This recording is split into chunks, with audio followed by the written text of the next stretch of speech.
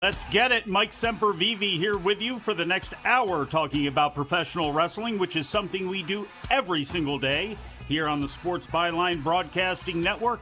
Tune in, iHeart, American Forces Radio, Cable Radio Network 2, SportsByline.com, over-the-air affiliates. Or maybe you're listening via podcast or video streaming on Twitch or YouTube. However you're joining us today, I'd just like to say thank you.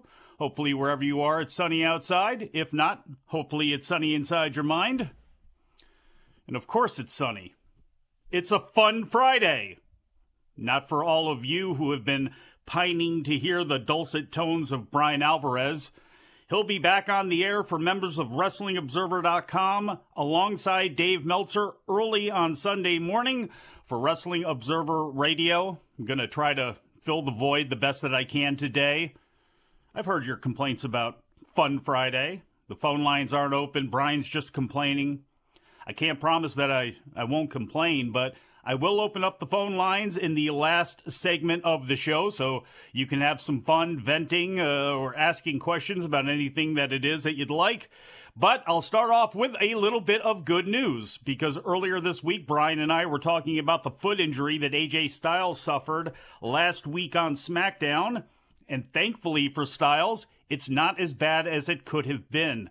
According to today's Wrestling Observer newsletter, Dave Meltzer reports that Styles suffered a mid-foot ligament sprain in his match against Carmelo Hayes.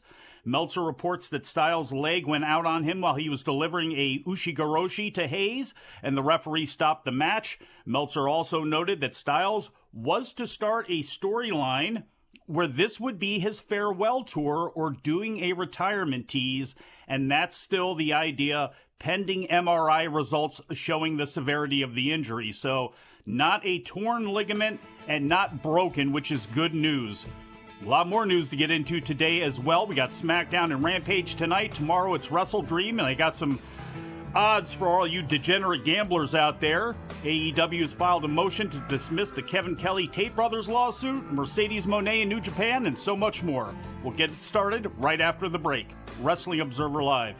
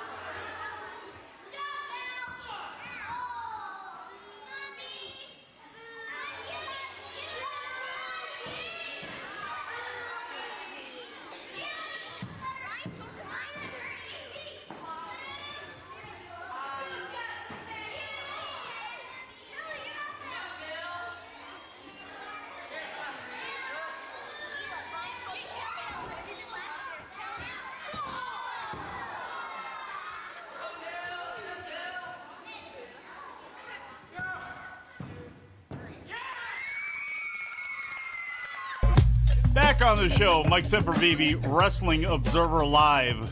I know we're back on radio. Now we're back on video as well, too. It's going to be one of those kind of days.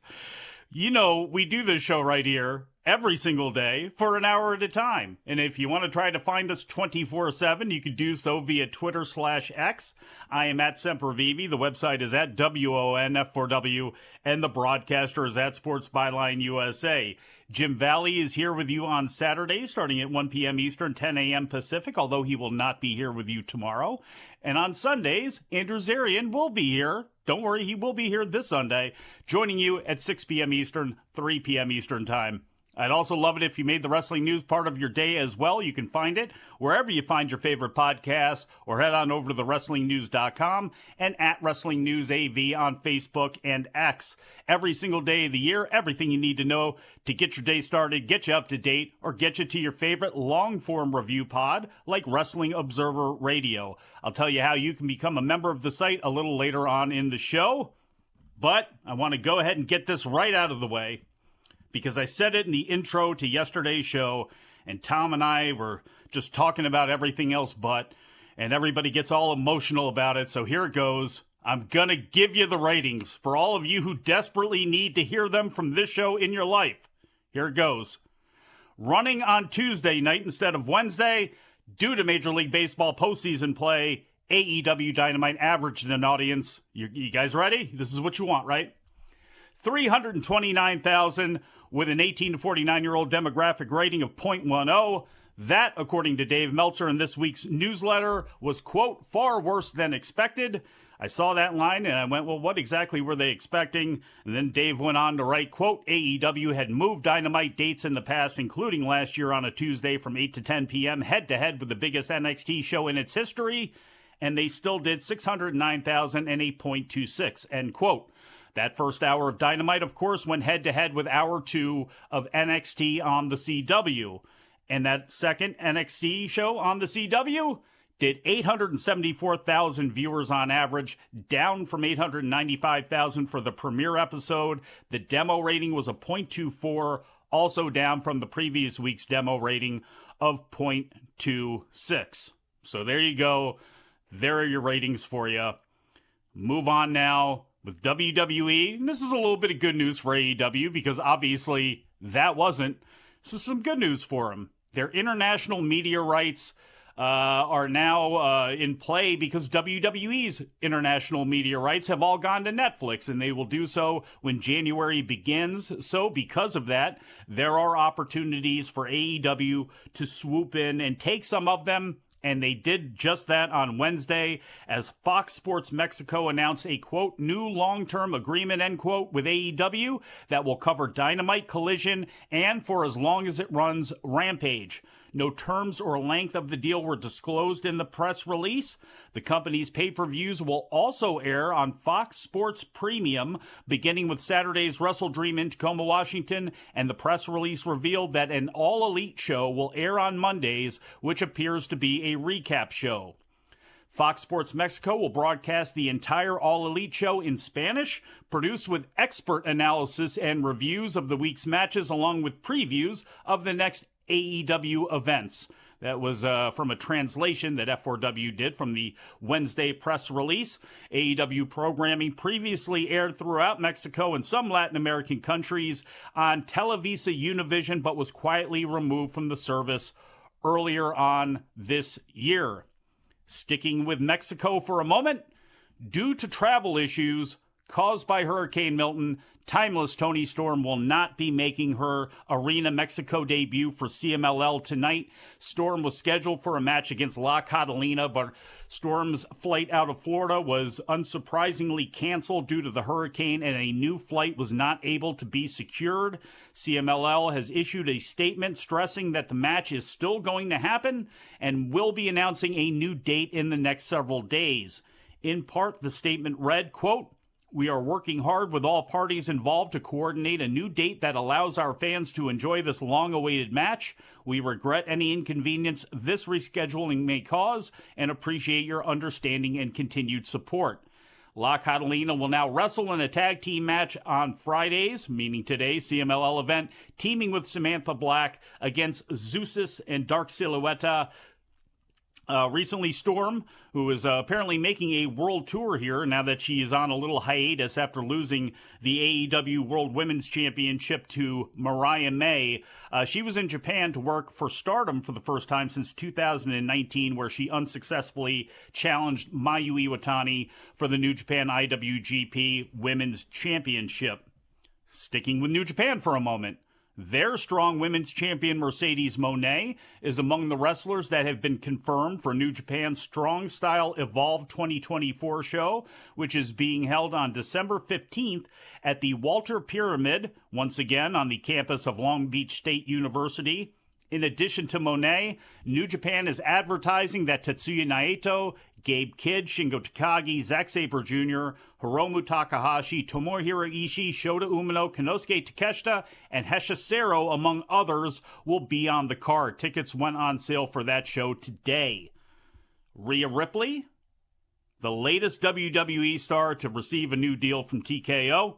PW Insider first reported this on Thursday, that Ripley, who turns 29 today, happy birthday Rhea Ripley, and WWE have come to terms on what is said to be a 5-year contract, with the deal just needing to be signed.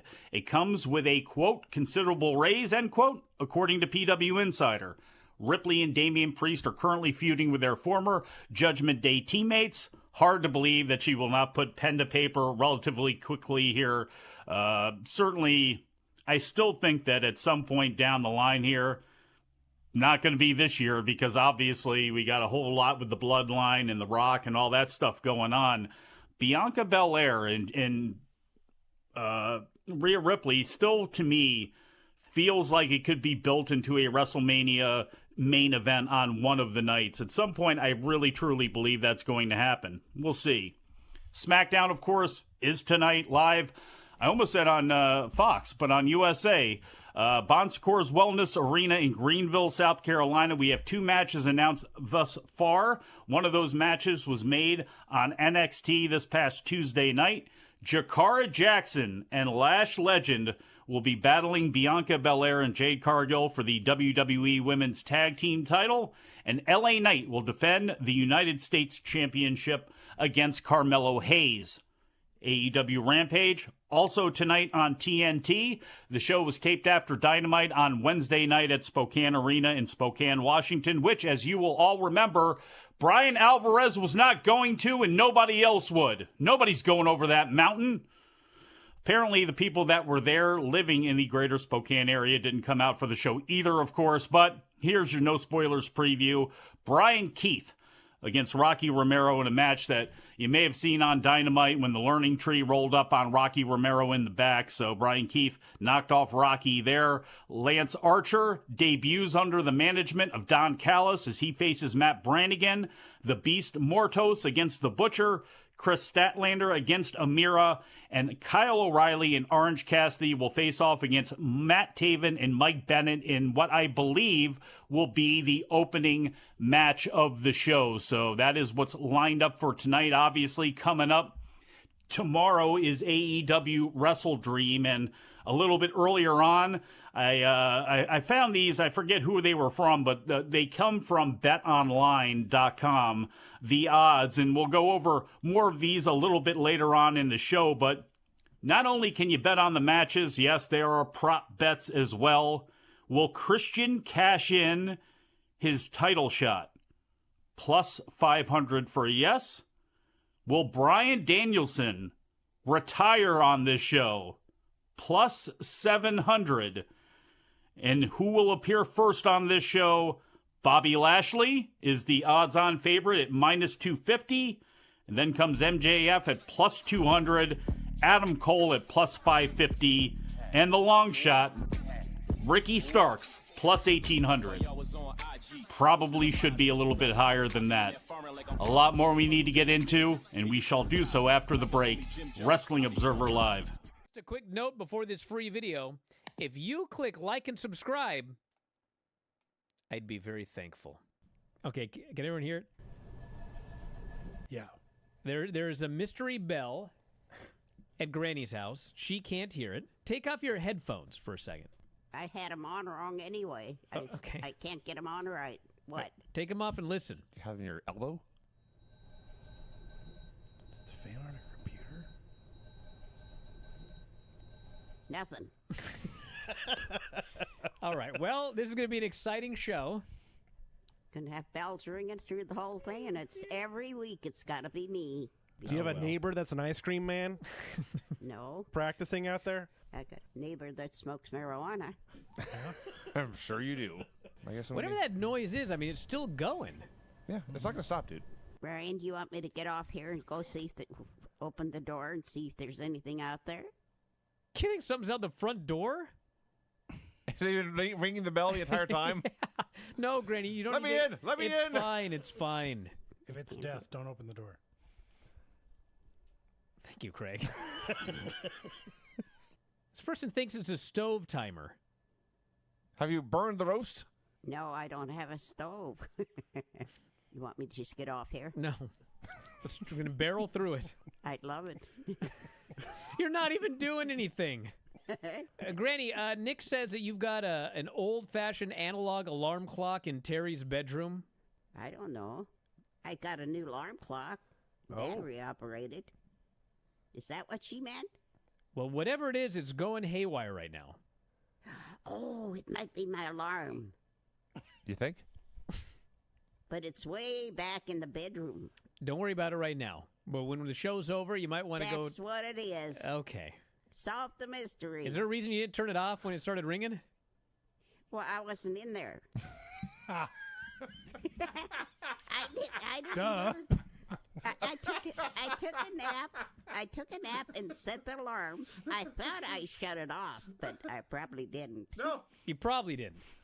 That's life. I would say with a good deal of certainty that you didn't turn it off. Brian, that's life around here. Yeah, I'm well aware. I do the show with Dave, too. Say, Hear all sorts of things in the background. did I do that? You know, Yeah, you did do that. or I thought I did that, but I didn't. in there. I wake up and I see lights on, and I say, I didn't turn those lights on. What's going on? Maybe the place is haunted. Could be. Okay. It's my brain that's haunted. Well, I hope not. Instead of suffering through the YouTube chat, click like and subscribe.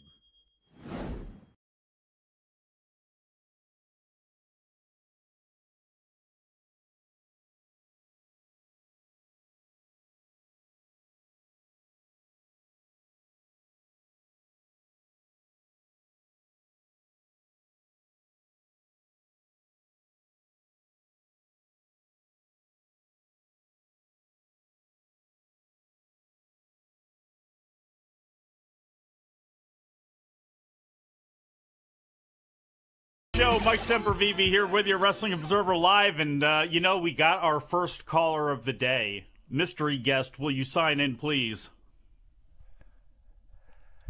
Hey, Mike!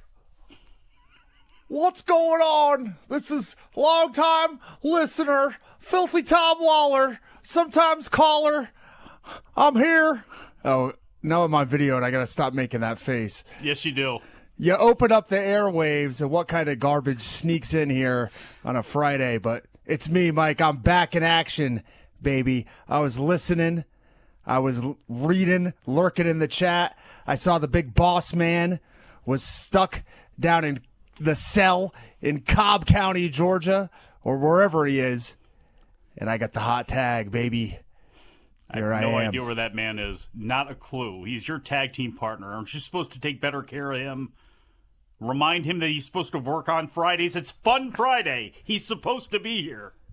Yeah, believe me, I'd love to take care of him sometimes. But I'm here to take care of you for the next 35 minutes, buddy. We won't need that long, Tom. And I'll go ahead and transition very awkwardly into this story right here.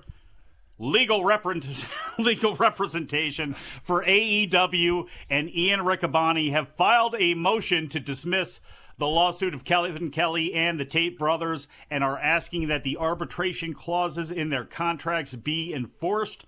According to a story posted earlier on today by John Pollock of Post Wrestling, the Jackson Lewis law firm, which is representing AEW and Riccaboni, issued a 40-page response on behalf of their clients. I have not gone through this.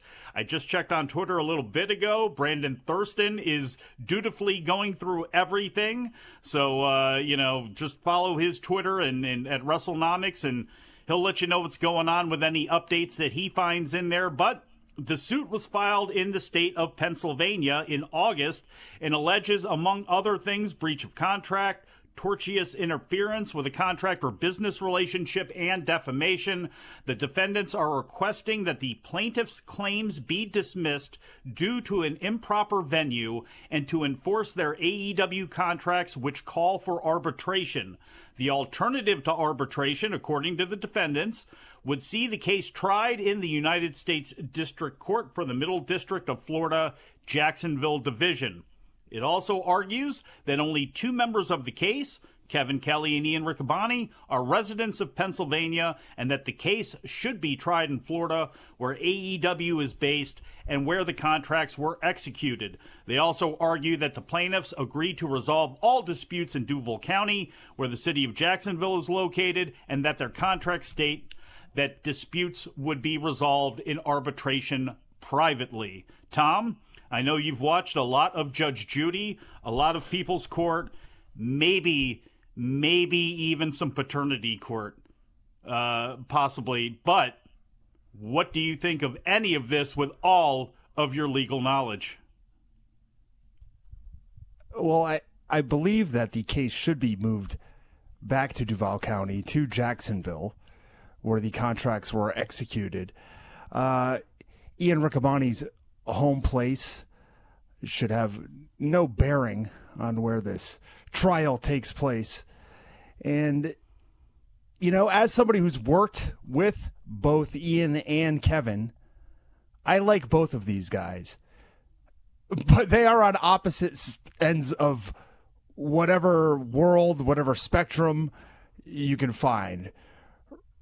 And they are seemingly willing to, battle each other in public court to get all of this handled. I looked at some of the stuff from the lawsuit, and one of the things that they're trying to push forward is the idea that the wrestlers for AEW are independent contractors. And, out of all the companies in pro wrestling, AEW allows their talent to do outside dates, so I think that when you're looking at it in the grand scheme of things, those wrestlers there have the best of both worlds in a lot of ways, where WWE talent does not have that same, they don't have that same luxury. So I don't know that is going to, I don't think that one's going to fly, honestly.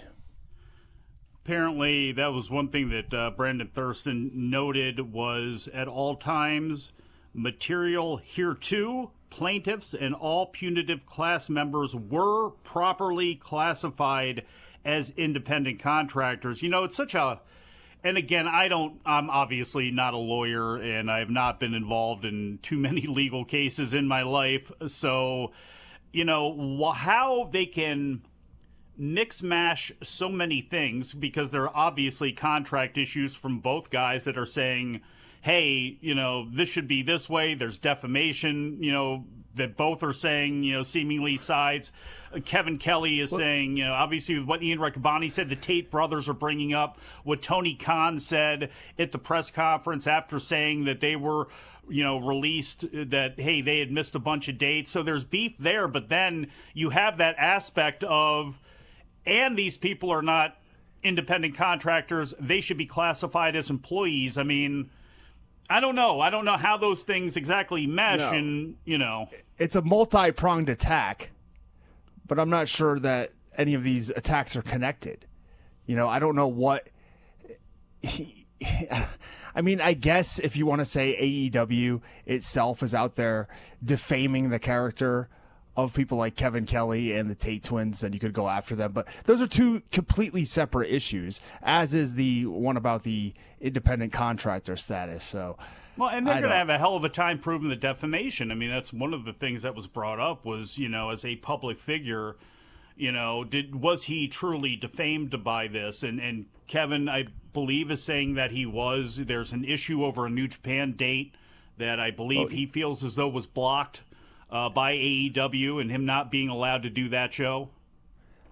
I mean, surely his character has taken a hit in this entire thing. Kevin Kelly at one time was kind of one of the more beloved announcers that you'd come across because of his work that he was doing in New Japan at really kind of the height of New Japan's popularity, worldwide in the 2000s. So I think a lot of people looked favorably upon him. And now if you look at the public sentiment around Kevin Kelly, it's kind of switched a little bit. And it certainly has to do with how this entire situation was handled. It sucks. It's a tough situation because just like you, I like both guys a lot. I've known Kevin Kelly for a long time. I don't agree with a lot of Kevin, some of his things, but, I don't think it's anything that I would ball somebody up and throw them in the trash for either, to be honest with you. And same goes with Ian. Certainly in the world, you're going to disagree with people, but both are, I believe, very good at their jobs. And I'm it's upsetting for, because of both of them in the situation that they're in. I will say, I don't think Ian should have been wearing that cowboy hat. But hey, that's on me. I don't think he should wear the cowboy hat either. But, and that's, now you're going to get us into this stuff. I don't want anything to do with any of this stuff. I hope it ends up working itself out as best as possible for everybody involved, and I'm just happy I'm not involved directly in any of it here. One thing I wouldn't mind being involved in, Tom, and I don't know about you. I don't know how you're looking as far as your passport goes and anything, but every time there's an announcement for Scott D'Amore's new Maple Leaf Wrestling group, I get a little bit more excited. Now, granted, there's a zillion indies out there. There's a lot of great wrestling out there. Knowing what I know about Scott D'Amore, this promotion is going to be one of those that kind of slides to the top of the list here pretty fast, and the people he keeps putting on these shows makes it feel like that's, exactly their goal, is to make sure that they're up there alongside the GCWs and the, those American companies that are at the top of the food chain when it comes to indies. But the company announced today that they have their first opening match of their two-night weekend. Josh Alexander, Stu Grayson, and El Phantasmo take on Rocky Romero, Alex Zane, and Trevor Lee. That's going to be the opening match for the Forged in Excellence weekend. The promotion is launching with two events from St. Clair College in Windsor, Ontario, Canada on Saturday, October 19th and Sunday the 20th. Both shows will air live as pay-per-views on Triller TV. The promotion is basically a revival of the Maple Leaf Wrestling brand that existed from the 1930s into the 1980s, run by Frank Tunney for years, and then Jack Tunney, who, of course, became the figurehead president in the WWF after that. D'Amore left TNA earlier this year after being asked to, because he was fired. So he didn't really have much of a choice in sticking around. But Mauro Ranallo and Don Callis will be the commentary team for both shows. And we've already got Konosuke Takeshita against Josh Alexander on night 2, as well as Konosuke Takeshita against Speedball Mike Bailey on night 1. You got any interest in hanging out in Toronto one time, maybe slapping around a couple of people? It sounds like it's going to be a great promotion. I mean, what do you want? Star-studded first match, star-studded 2 nights back-to-back. And like you said, Maple Leaf Pro Wrestling is probably going to be one of the best independent companies sooner rather than later. 1-800-878-PLAY, 1-800-878-7529. Call Filthy and I, Wrestling Observer Live.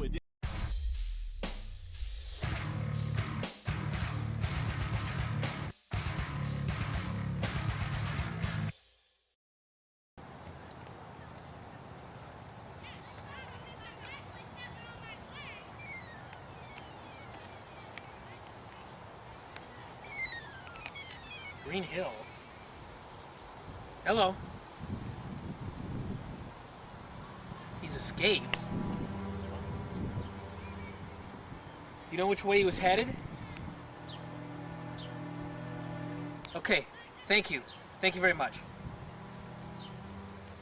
Shoulders.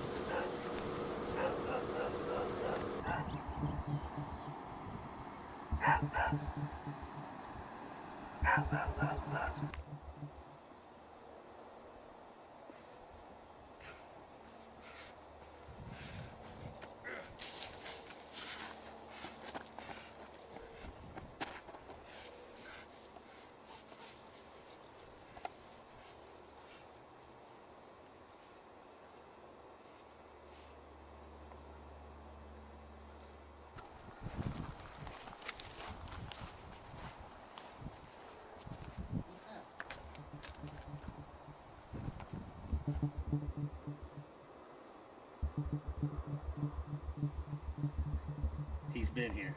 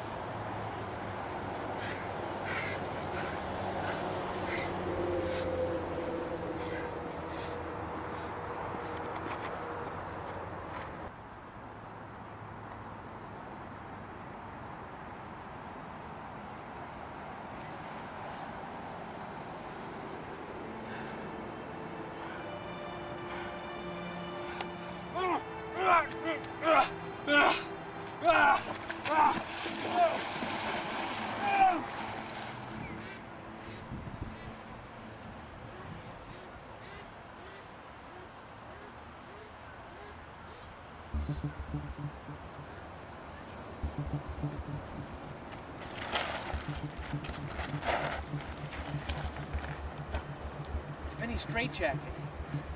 You're getting close.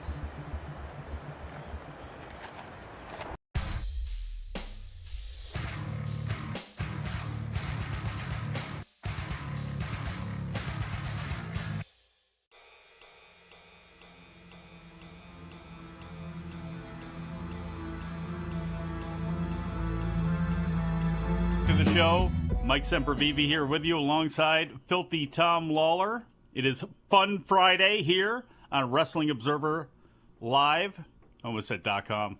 Wrestling Observer Live.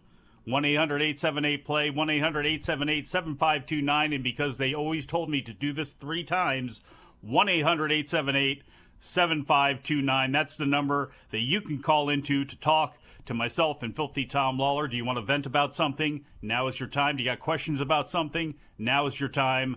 Do it. It's Fun Friday. Make it good. And we're going to start with Alex in Seattle. Alex, how are you?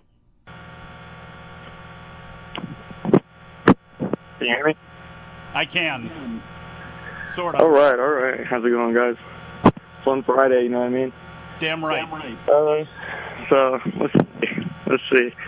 Well, I'll be at the WrestleDream, so there's that. Since it's in Tacoma. If it was Spokane, though, I wouldn't be able to make it too far, you know? Not going over that mountain? No, I wouldn't be able to. It's tough. All right, what are you looking forward to the most on WrestleDream there? All right, well, I think there's a lot of good matches and whatnot. It's going to be fun all over the card, up and down. I think Danielson got to lose, bro. He got to lose, bro. It's time. I just feel like he's got this thing going kind of weird lately, bro. That's all I'm going to say. Now, are you good with this? Are you good with the Moxley? Because if Moxley wins the title, we're going to get a lot more of whatever this new group we got going on here. How do you feel about this new group that Moxley's got started right now?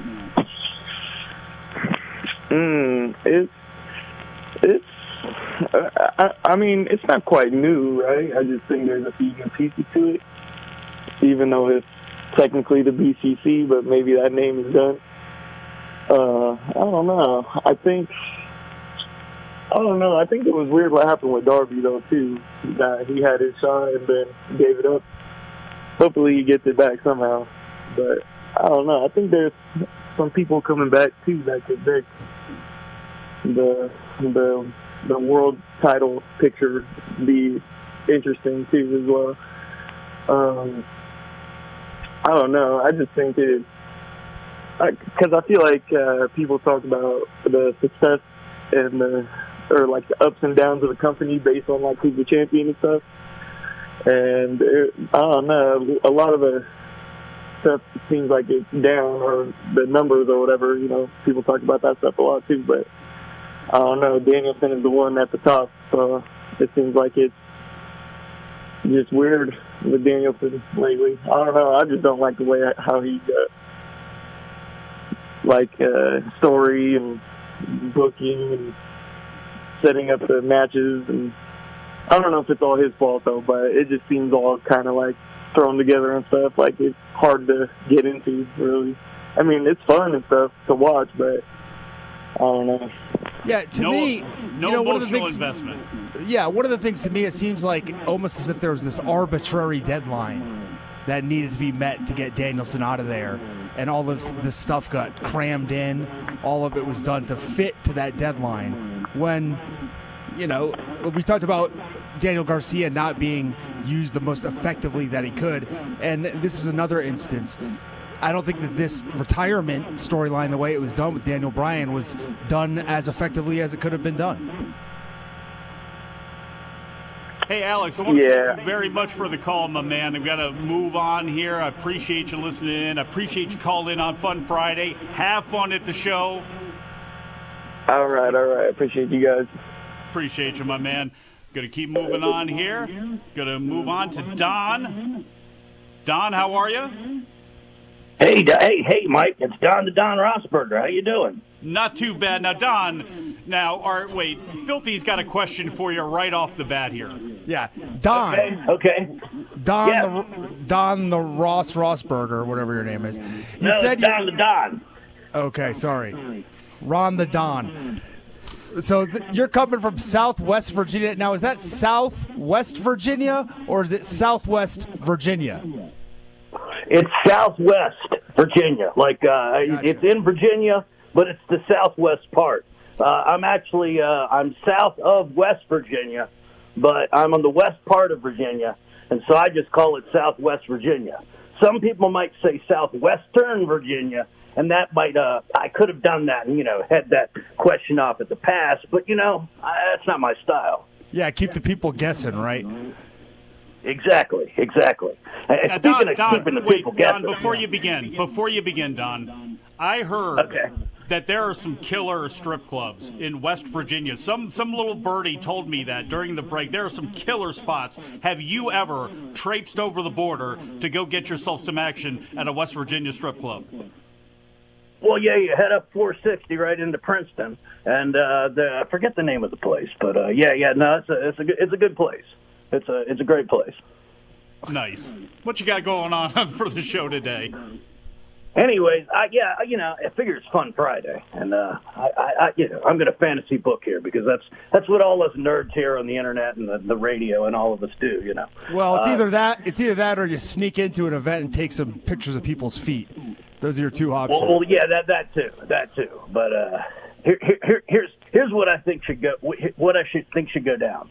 If Bryan Danielson wants to keep this thing going, he needs to bring in Jon Moxley's kryptonite. And look, TK is scared of this. Jon Moxley probably has it in a contract that, no, you can't do this. But seriously, it is time. Toru Yano needs to be brought out. He needs to show up with his red chair and his DVDs and Moxley. Moxley's he's done. He's done. Who needs to show up? Toru Yano. Oh, okay. Does he also practice sumo and judo? Or is that perhaps? You know. Don, don't let him do that to you. Fire back. Yeah, Look, Lon, I'm a bring it on. 30-plus year radio veteran over here, and I'm not always talking about Toru Yano, Toru. You can't claim to be a veteran because you've been listening to the radio for 30 years. Well, Don, anything else? Nah, I'm just trying to make it fun. Hey, man, Brian I appreciate couldn't make it in, so I figured I'd show up and make it fun. I appreciate it. You're doing a good job, so. Very, very much. Hey, I've been doing radio for a long time, and I'm certainly not a professional. That's for damn sure. I think we all know that. I think just one listen to this show lets you know that. But, Don, thank you very much for calling in. Filthy, there are odds for this show, right? We're on it. There are betonline.com on the airwaves for this show. Jon Moxley minus 150, Bryan Danielson plus 120. And as I read these odds to everybody here, folks, if you want to bet on Jon Moxley, if you put up $100, you will win 50 back. That's what you'll walk away from. If you put $100 on Bryan Danielson, you will win $20. Basically, that's how that goes. That's how when you read the lines, you got to put up $100 on Bryan Danielson, you're winning 120, which means you're taking home $20. Jon Moxley, if you put $100 on him, you're going to get back 50, and that's how that goes, okay? And you walk away with $150 if he wins. That's how these odds work when they're in this forum. I know everywhere around the world they got their own way of doing odds. And how much you going to win if Daniel Bryan wins? He's the plus is the underdog. The underdog. Yeah, you just said he's going to win. You're going to win $20 if you bet 100.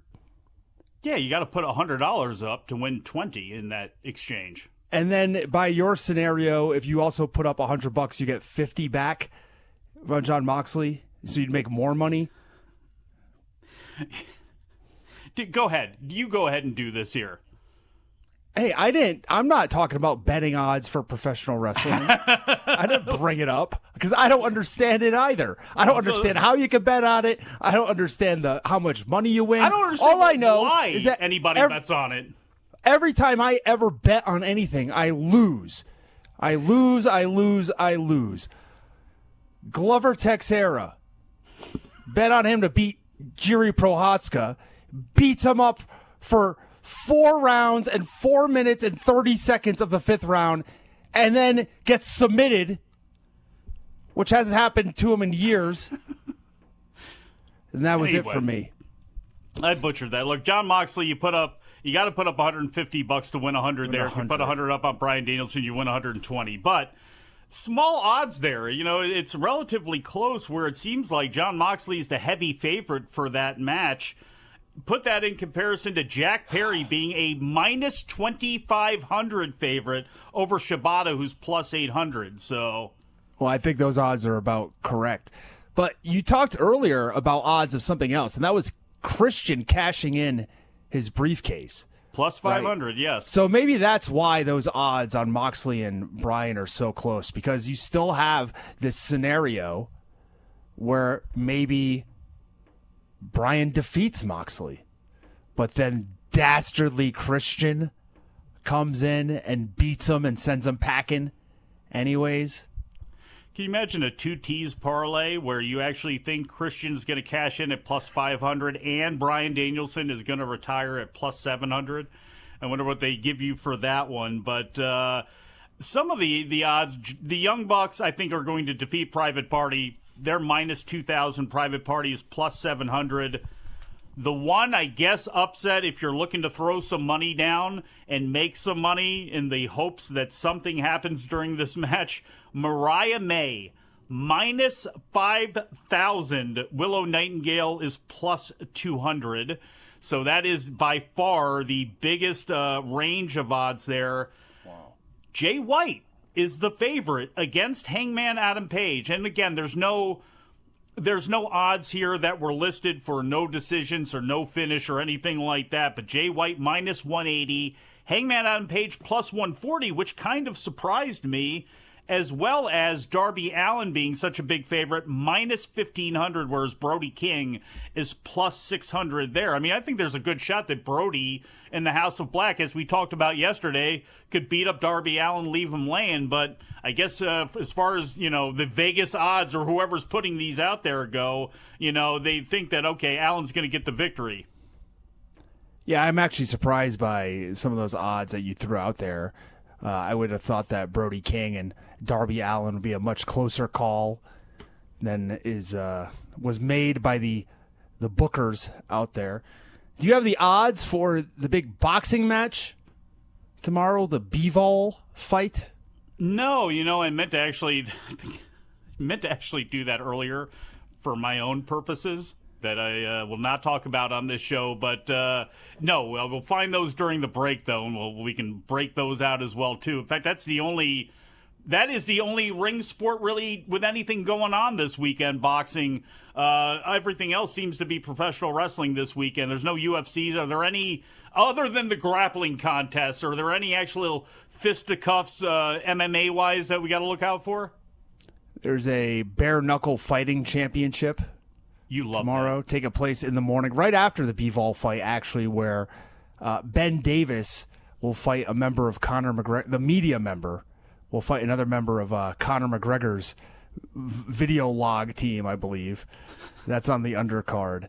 But I believe the middleweight, there's 3 title fights in that BKFC tomorrow. But, yeah, that's about it. Pretty slow weekend for all combat sports here. Bivol, minus 125.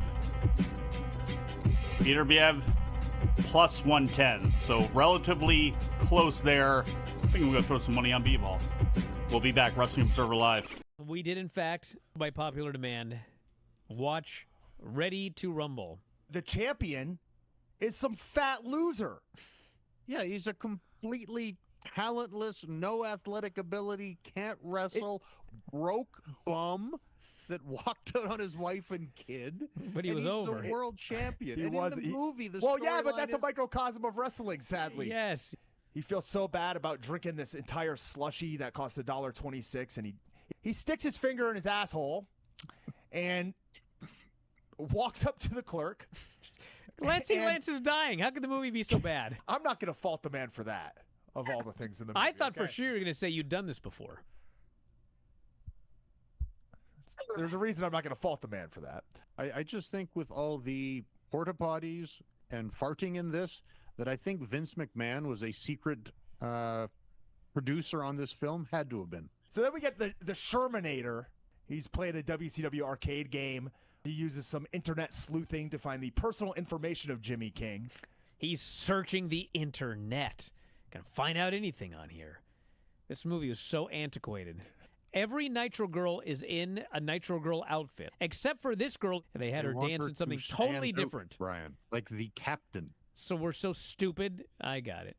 Captain Yes, Stabbin? if you're watching this film, you're that stupid. I'm sorry. But I was also insulted by the fact they hired Michael Buffer to announce the Royal Bash, the fake-ass Royal Bash. $24 million budget. Wow. And probably $500,000 of that went to Michael Buffer.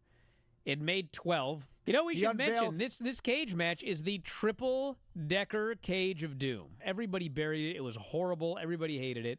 And so they decided to make a movie. And what is the final battle? It's another goddamn triple-decker cage match. This would be like in 2010 if like TNA made a movie and the final match was a reverse battle royal. They throw powder in someone's face, DDP's I think, or somebody's, and the dude just looks at it and goes, "It doesn't work." It's like, of course, because wrestling's fake and stupid. Should we just end it there?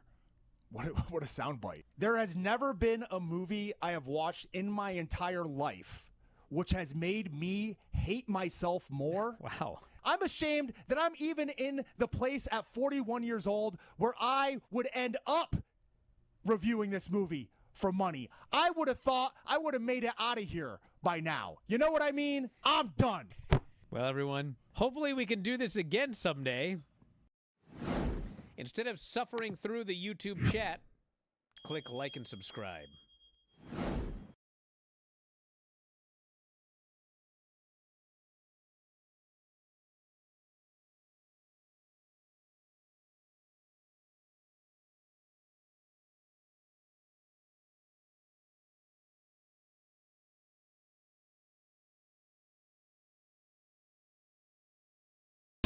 Back on the show, Mike Sempervive, Filthy Tom Lawlor here with you. Yes, ladies and gentlemen, it was a fun Friday. Going to put a GPS on Bryan. We'll find out where exactly he is at. I know he's going to be with Dave Meltzer early Sunday morning, late Saturday night. No, it'll be early Sunday morning by the time the AEW press conference is all wrapped up from WrestleDream, and they'll be back on the air for all of you guys. $14.99 gets you everything the site has to offer. You can go to WrestlingObserver.com. Check all that out, too. If you just want the podcast through Spotify and iTunes, you can do that for $9.99. If you only want video live and on demand through YouTube for a bunch of the shows, you can do that, $9.99 as well. So I'd like you to do $14.99, though. That way you get all of the access to all of the shows, including all of those Adam and Mike Big Audio Nightmares from over the years and all those other great shows that the site puts out there. But, Tom, as we've reached the end here, I appreciate you saving the day the last 2 days for the boss man. I do. I know you do, Mike. That's why I'm here. I enjoy getting that hot tag from you, from somebody that actually appreciates the work that I put in, the hard, diligent, just I can't even express the amount of time and effort that goes in to analyzing professional wrestling that I do on a daily basis. So it's always good to have somebody respect that, especially a journalist, respected journalist like yourself, who I actually used to read articles from and then would listen to in my own free time. So, it might have been just a normal Friday for a lot of people, but for me, not only was it fun, Mike, but it was fantastic. We shall talk to you all again after a while.